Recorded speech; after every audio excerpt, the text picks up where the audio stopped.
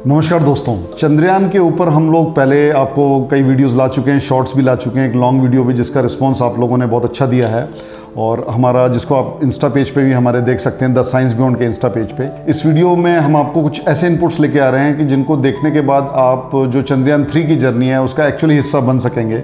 आपको शायद ये फील आए कि आप खुद चंद्रयान 3 पर सवार हैं, तो उसके अलग अलग डिस्टिंक्ट फेजेस क्या हैं, ये इस वीडियो में हम कवर करने जा रहे हैं। जैसा कि जानते हैं कि जैसे अभी वो लूनर ऑर्बिट में चंद्रयान 3 ऑलरेडी सक्सेसफुली घूम रहा है, और जब इसका सॉफ्ट लैंडिंग फेज स्टार्ट होगा तो उस समय बेसिकली जो इसका फर्स्ट फेज है ये 4 फेजेस में अचीव किया जाता है।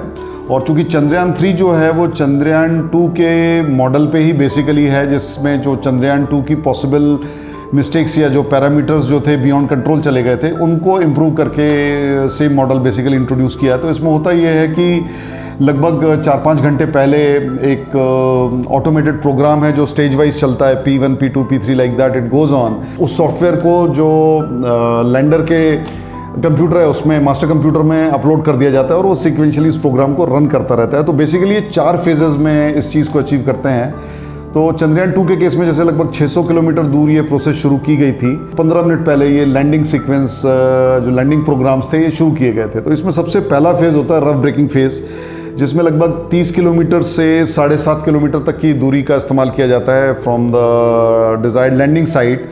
और इसमें जो स्पीड होती है लगभग 150 मीटर पर सेकंड हॉरिजॉन्टल स्पीड होती है, जिसको रिड्यूस किया जाता है। और वर्टिकल जो है 86 मीटर पर second is the vertical speed, because there are 2 speeds which we have to take care of. जो एक हॉरिजॉन्टल स्पीड है उसको ब्रेक डाउन करना होता है, और जो वर्टिकल स्पीड है टुवर्ड्स दी जो सिंक कर रहा होता है वो टुवर्ड्स दी सरफेस, वो किस वेलोसिटी से कर रहा है, ये दोनों चीज़ों को रफ ब्रेकिंग फेज़ में कंट्रोल किया जाता है। जो नेक्स्ट फेज़ है that is attitude and absolute navigation control. I am referring to notes basically.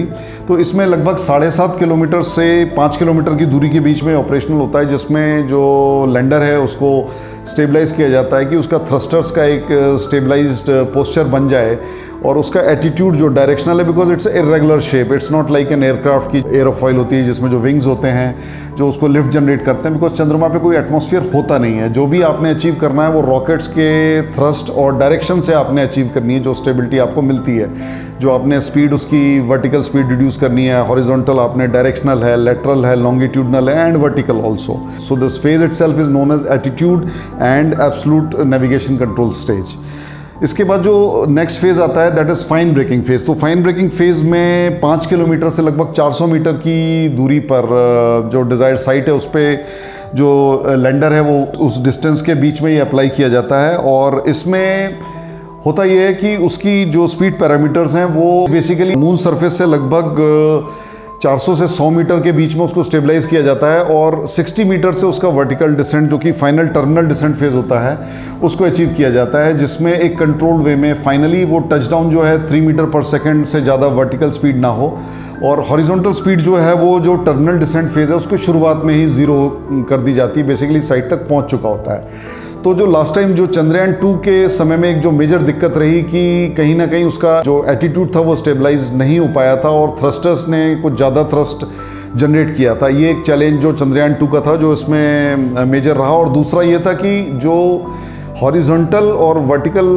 Velocity का एक जो बैलेंस है उसको जो है वो कंप्यूटर या प्रोग्राम हैंडल नहीं कर पाया था, और that is how it became beyond the limited parameters. तो वो उसका रीज़न ये था कि जो उसको टारगेट दिया गया था कंप्यूटर को, उसको ये दिया गया था कि 500 मीटर बाय 500 मीटर के एरिया में आपने उसको लैंडर को लेके जाना है। तो इस केस में ये जो पैरामीटर्स हैं ईज आउट कर दिए गए हैं।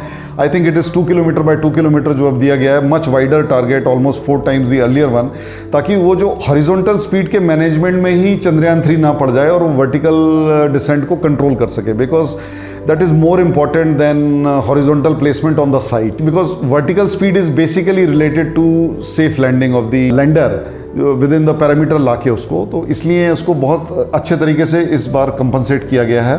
तो these are the things to watch out, और ये इसरो की स्क्रीन पे आपको ग्राफ्स के जरिए दिखता रहेगा। अगर आपको कोई मेजर डेविएशन दिखता है दैट मीन्स जो लैंडर का पाथ है, वैसे it is most unlikely that any such event will take place, because we are also in the game of probability और 50% सक्सेस रेट होता है, तो एक हमारा फेल हो चुका है। तो there is no reason now that Chandrayaan 3 is going to miss this landing in any way, the soft landing, and it's going to make history, we all hope. Hope. एक चीज़ और इसमें जो पैरामीटर देखने वाली है कि इस लैंडिंग के जो ग्राफ से एक चीज़ निकल के आएगी कि जो मैस्कॉन्स का इफेक्ट है वो कितना प्ले अप कर रहा है मून पे, because that is uncertainty of the moon soft landing and because there is no atmosphere, so there is nothing to compensate besides your computer program and your thrusters to cater for the anomalies of the gravitational zone present on the moon.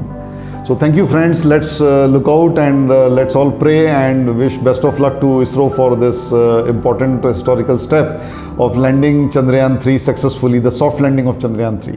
Thank you so much.